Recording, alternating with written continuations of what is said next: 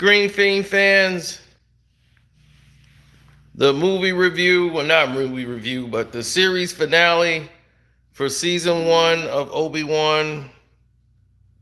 And this is my official review of that.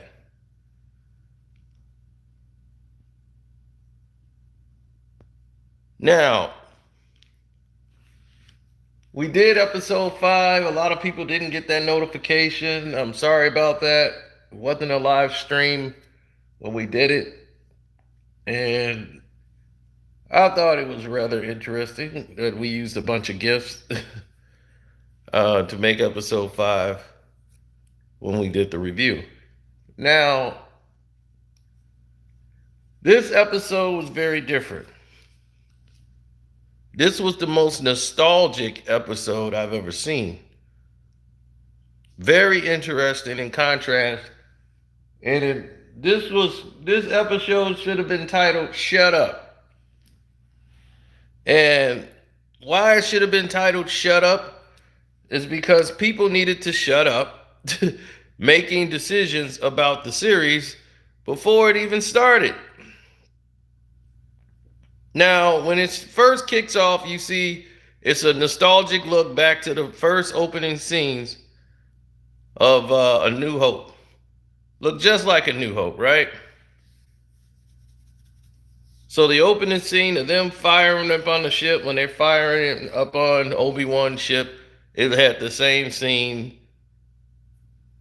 as Vader walks out and they're chasing down the carrier. Obi-Wan is willing to risk his life to save all these people who have spent their lives in the last 10 years where he didn't know, saving and protecting the Jedi.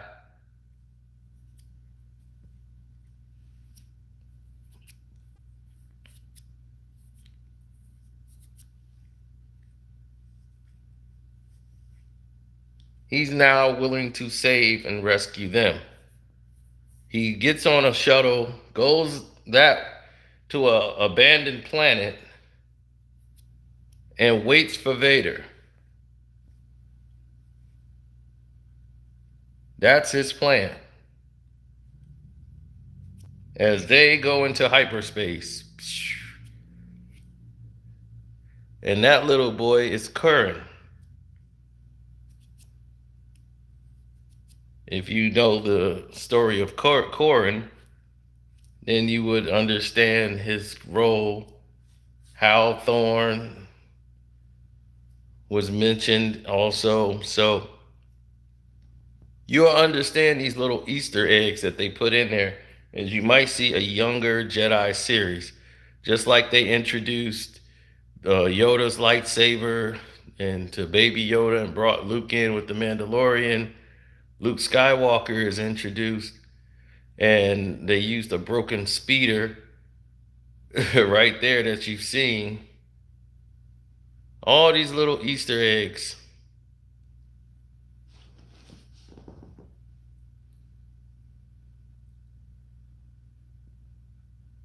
This was the coolest thing we saw as kids, was Luke Skywalker's speeder. And how they were able to make it look like it was floating on the ground. So as he convinces everybody aboard, I'm doing this for you. Well, hello there. Everybody was waiting for that line to come in throughout the series. So in The New Hope, remember it says it's a period of a civil war that was going on. So this period actually is 10 years from this point that we're at right now. So, and she did a great job playing the mother, who was actually in the very episode 3. Same actress. To get the same characters to reprise the roles of Owen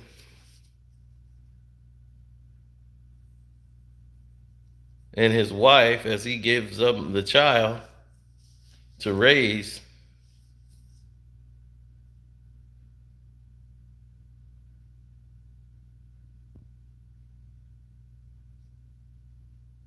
It went a long way of speaking the volumes of the nostalgicness. Having her in costume, dress in the outfit, foreshadowing Qui-Gon's, you know, arrival as he kept trying to contact.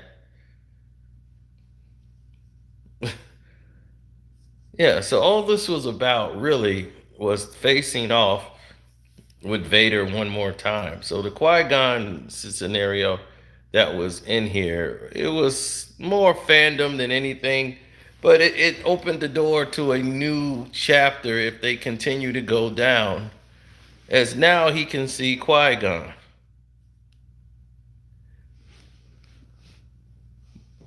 As people would ask why Qui-Gon didn't appear to Anakin when Anakin come back, Anakin wasn't trained by Qui-Gon Jinn.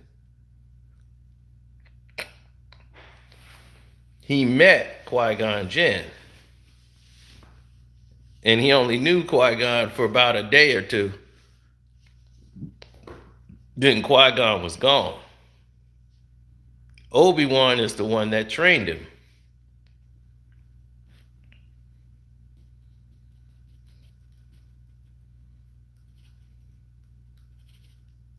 But how was he able to appear to Luke?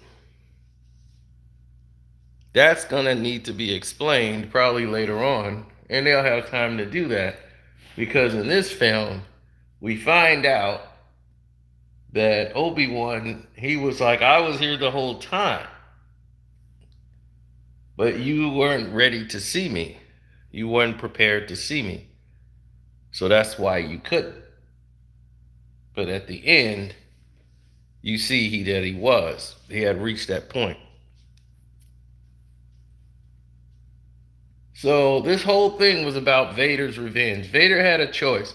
Wipe out the resistance right there and stay and pursue that ship, or follow Obi-Wan down to that planet.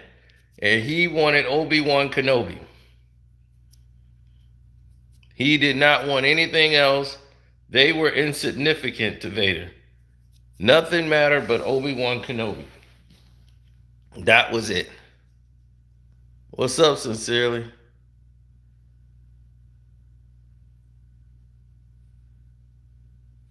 Yeah, I know. I put so many videos out at a time. That versus battle was crazy.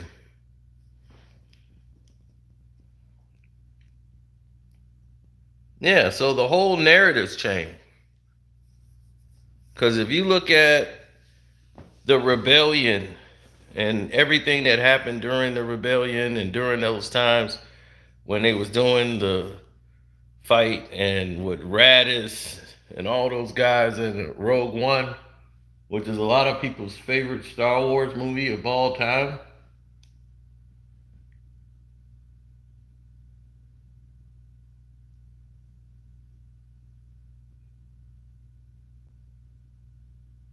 As you see, the Grand Inquisitor is telling Vader, let's not break concentration here.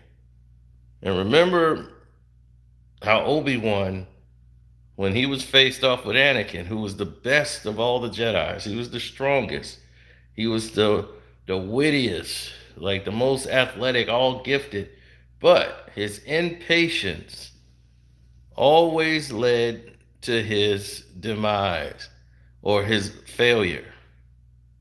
Obi-Wan was able to best him. Now, the Grand Inquisitor is known throughout canon, through the series, and he's known to have two stomachs. So when he was stabbed in one stomach, he was able to survive.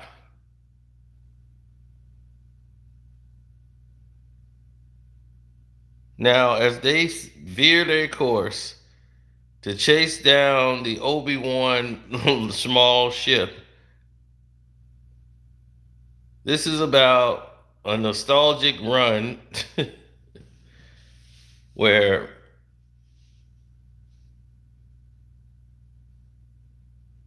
he uses this little bitty robot to try to prevent anybody from tracking him. That little device,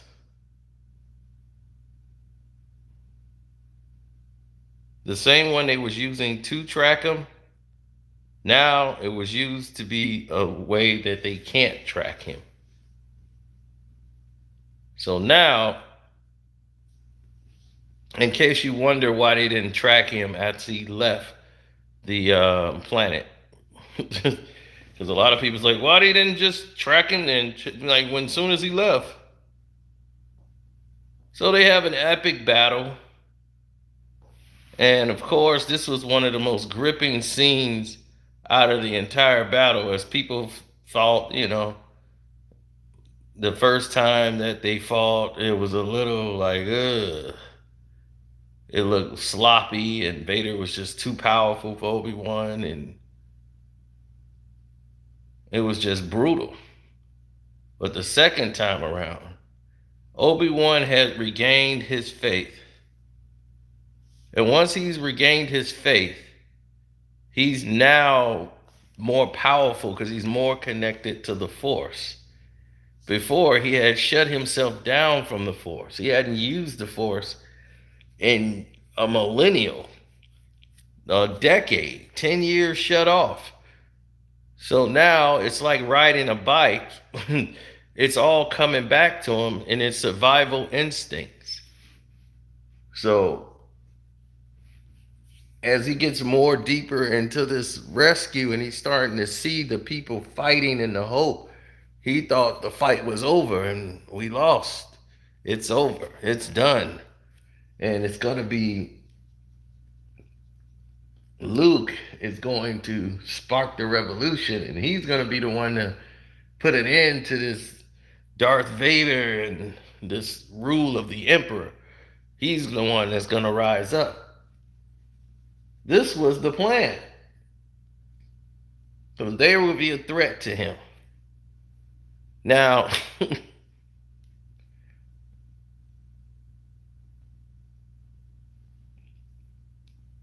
this fight is bizarre in many ways, and we're going to get to it, why it's so bizarre. It's bizarre because when you watch it, you're almost like, huh? What is this about? You're confused. At times, at the end of this battle. But it made for great dialogue. And I just think it's too nostalgic. I understand using nostalgia to explain a point where you showcase something that, that's familiar to the crowd or the audience. But when it's good when it's done subtly. I don't want to hear the same lines that I heard in like episode 3. Like, oh, he said that in this movie, and such said that in that movie. It's like, oh, it's okay if it's done subtly. But if you do it repeatedly over and over and over again, that makes it repetitive and it makes it annoying. You know why those lines are iconic? Because they weren't said before. Make new iconic lines.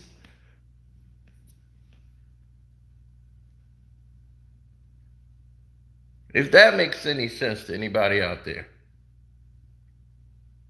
Make something new.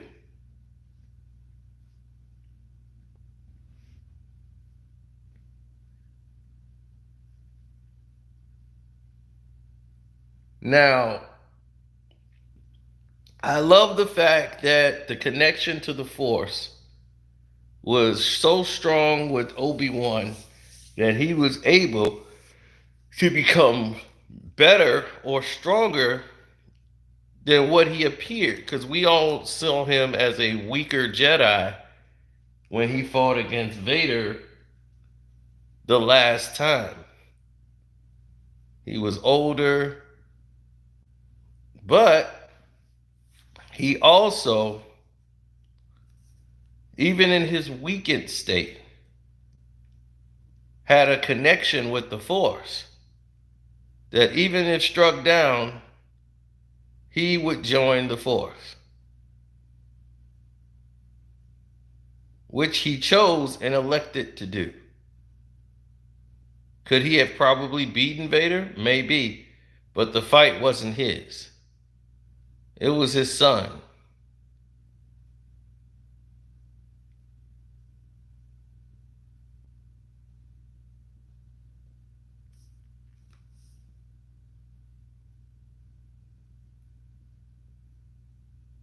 Now, Vader's suit is in his, this is before they've upgraded his suit. This suit has been upgraded many times. And as this suit is like one of his best to form, it still is flawed as far as his movement and as far as protecting himself. The Force is his best defense, right along with his Durasteel armor. But even armor is not enough.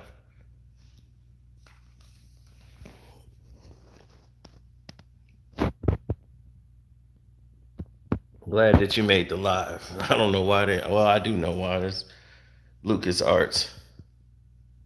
Now, when Obi-Wan presents a gift to Luke at the end and he drops that famous phrase, well, hello there, at the end, it mimicked a lot. And the Emperor, once again, that scene.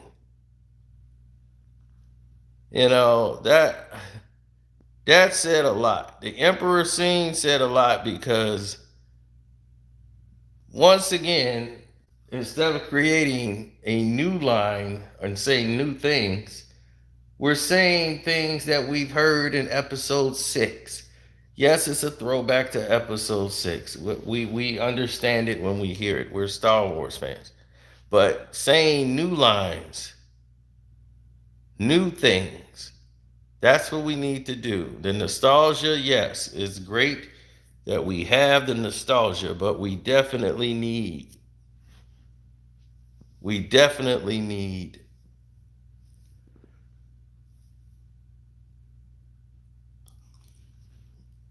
more detail.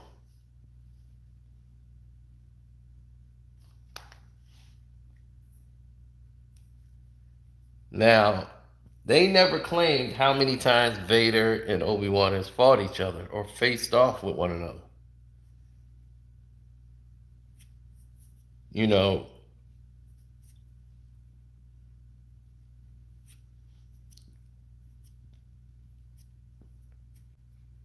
the first time Vader was formed, it was because of Obi-Wan, his former master.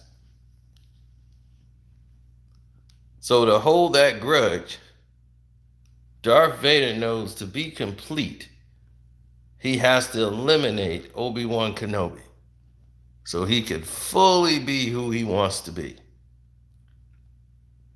Now,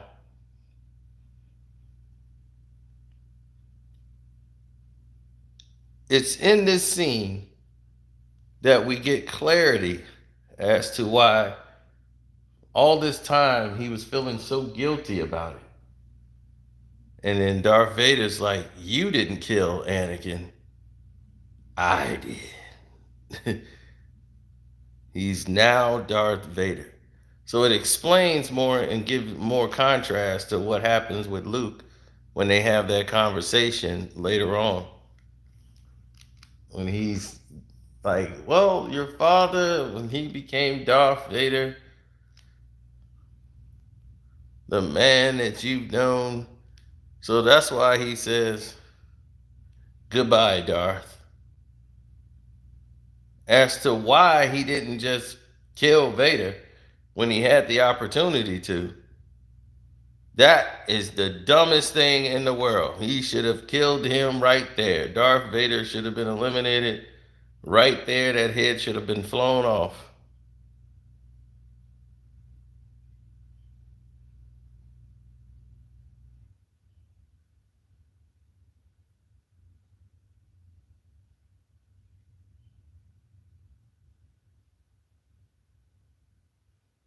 Even though Obi-Wan uses a defensive style of attack, he do knows how to attack. He waits for openings to attack. As Vader was more aggressive using his style to attack, when Obi-Wan came after Vader, He went on the offense, putting Vader on defense. And he used the Force and was very strong with it. The reason Vader could not choke Obi-Wan anymore because he was strong with the Force. When you're strong with the Force, it prevents anybody from the dark side from basically grabbing you with that Force and being able to hold you. The first time around, Obi-Wan was so weak with the Force, Vader was able to grab him. Force users have what they're called an invisible shield. That invisible shield that surrounds them is really the Force. So it makes hard for you to use your Force to grab them. The most you could do is push and knock them off balance. But to actually grab them and choke them, you would have to penetrate their field, or if their field is weak enough, you could just, your Force is strong enough, you can just penetrate it right away, and that will be that. Vader's is so aggressive and so strong with the Force that most Jedis don't have a chance to even get their shield up, and he's already choking them out. And he's so powerful with it, they can't even break it.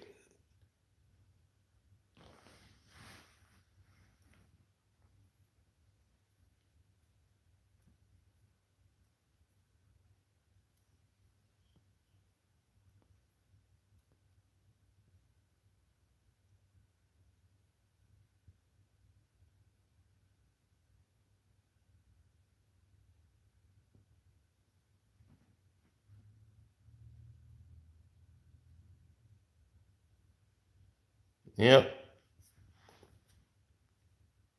No, episode 6 was great. It gave a lot of explanation as to Leia, as to why she knows so much. When in Return of the Jedi, she knew all these things about her mother, little things from when they were small, but Luke remembered nothing. But this is the reason why. Is because Obi-Wan would tell Leia and told Leia in this episode all these little details about her mother as they went on an adventure together. As Luke did not. They didn't go on an adventure together until Luke was an older man. We don't know if Obi-Wan actually sees Leia again. He might see her again. So when she gets older, remember she's 10 now. She might not have memory of Obi-Wan telling her these things. She might think of them as her memories when she gets older. But it makes more sense now as to why, these things happen. Now, everyone wanted to see Reva. This is the only thing to me that didn't make any sense. As she was going to go and take from Anakin Skywalker what, everybody else is taking from him. Like, oh, he's got kids, I'm going to take them out just like he took out all the other children in the Jedi Temple. I'm not going to let his kids live, and they didn't kill all the other kids. So that was the plan. Wow, I haven't seen you in a while, Intelligence Cycle. That's a surprise.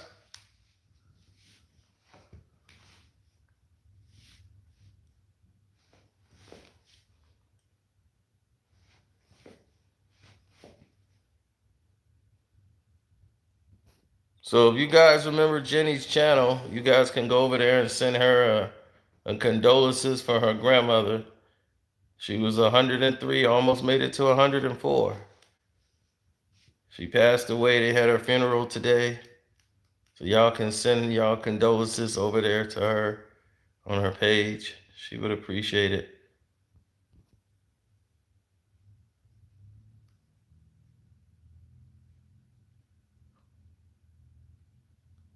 Now,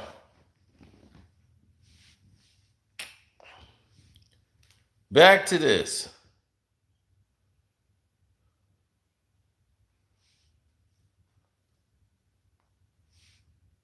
I think this explained a lot, but when Reva went there to slay Luke and Obi-Wan was in space and sensed it all the way in space, he was able to sense Luke was in danger and beelined it straight to Tatooine.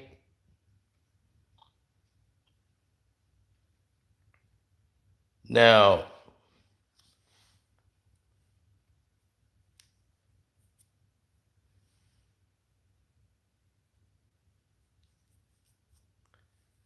as she chased him down, once again he runs to Old Beggar's Canyon, where he was once again knocked out.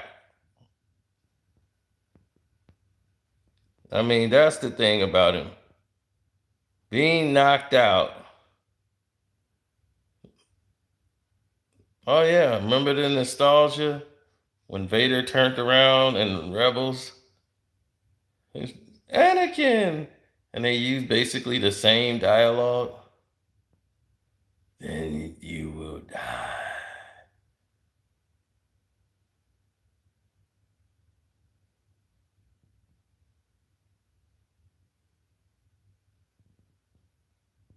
Now, seeing Ahsoka there with Luke, which brings things around full circle.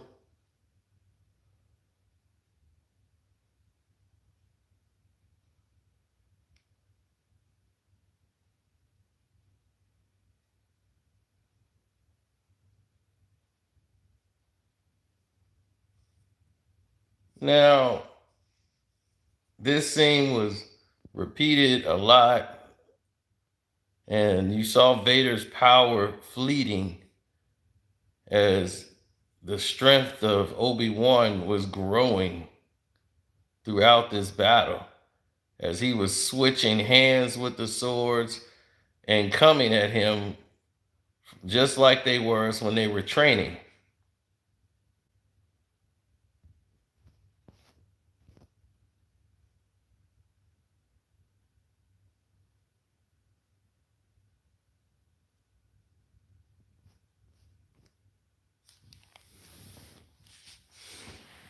See, Luke, he went there and was able to do all these different things as Vader used the Force to take the ground from underneath the feet. But Obi-Wan became powerful with the Force. And we saw that in here. Now, when Reva gets there, she realizes she's not like Luke. She's not like, Anakin. But Luke never sees her with the lightsaber, even though she's injured. Yeah, the garbage compactor Easter egg, that thing that was in there. The same thing that they used to put in between there. Yep. And it's the same thing right there that the Mandalorian has. That thing must be universally useless all everywhere.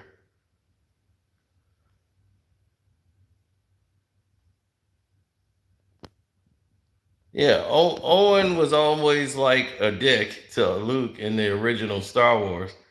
But in here, it was entirely different. He fought to protect Luke to his dying breath and fleeting breath, as he just wanted to protect the little farm boy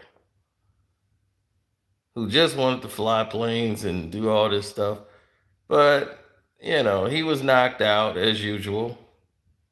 But Reva realizes she's not like Anakin.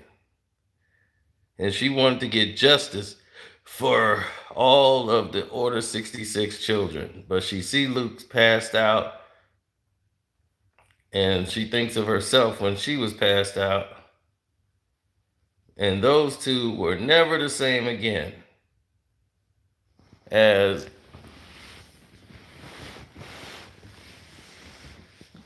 she realizes, I can't do this anymore. I'm not like him. I don't know what made her even go to attempt to do that and thinking that she wouldn't.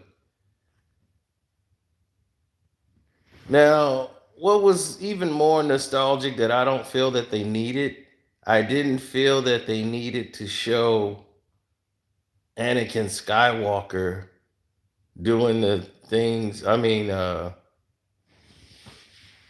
this was a cool scene too.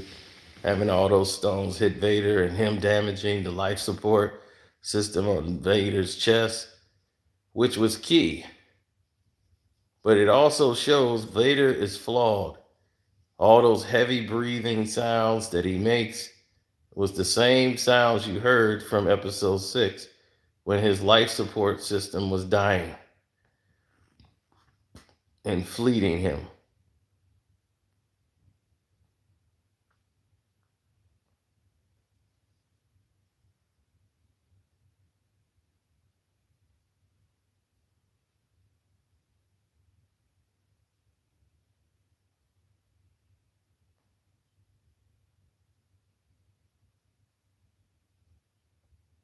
As the emergence of Darth Vader,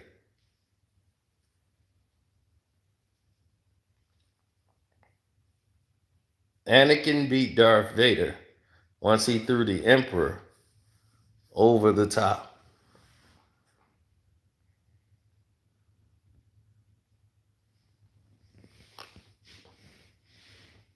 But here, he's full on Vader.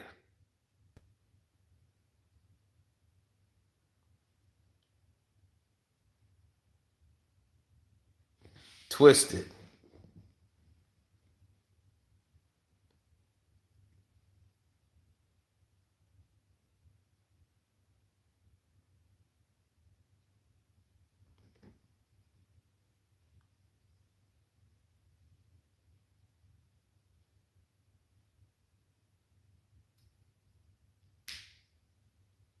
So the Emperor senses Vader is sympathetic. Are you focused? Now you see he's wearing the same outfit Luke had on and everything that he's ever done.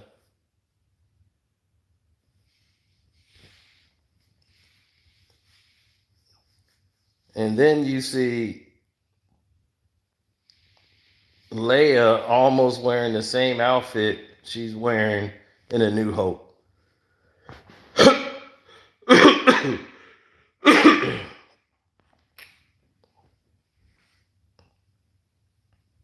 Now, the reasons for this is the fact that this was supposed to be it. There wasn't supposed to be any more. They were supposed to do this, and this was supposed to be the swan song. They were going to get the hate or love or whatever, and that was that. But by it being the highest streaming service or highest streaming they've ever seen,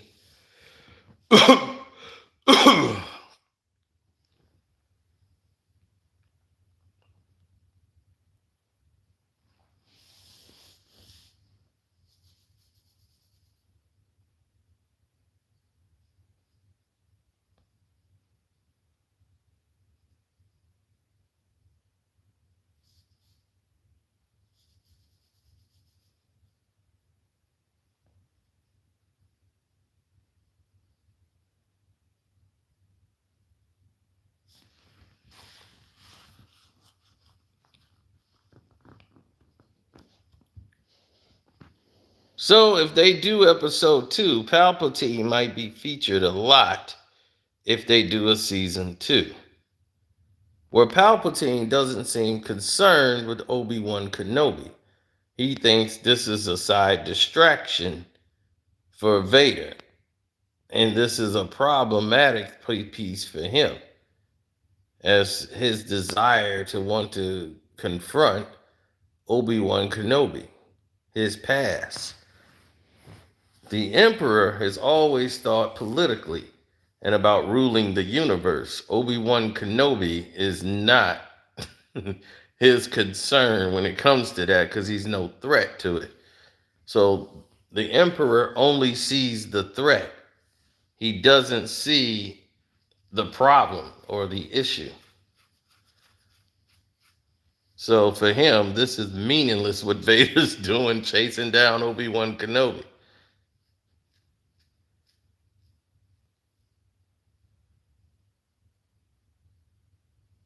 As Vader sits in his imperial seat,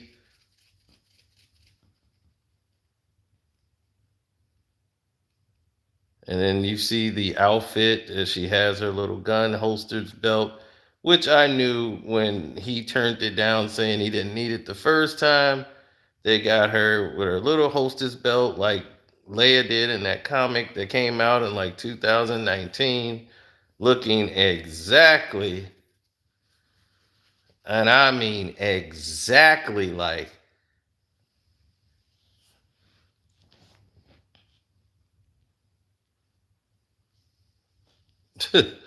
looking exactly like that comic. They had an episode of her wearing all white with the gun belt and her hostess, and they had the action figure with the same thing. They got her hair all pulled up. She's got the boots. And Leia's and her message when she does it, she seems to be sitting there with her. This time she has a pouch. She don't have her gun belt on, but she's dressed in white.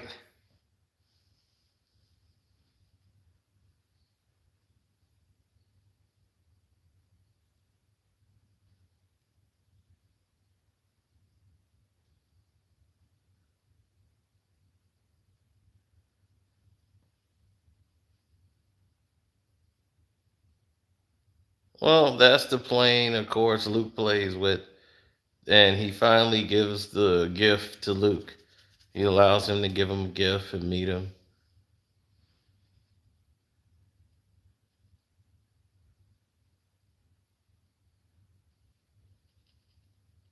And he knows him only as Ben, old Ben.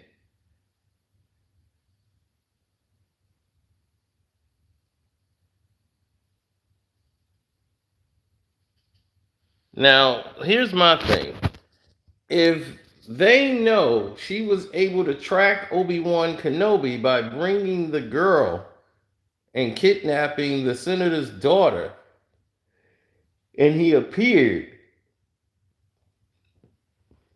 then they would know Senator Organa has got some connection to Obi-Wan Kenobi.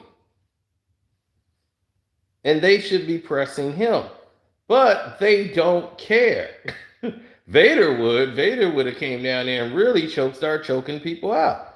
So that's the only flaw I really have in this scenario. And then Reva, it's like, okay, what's going to happen with her character?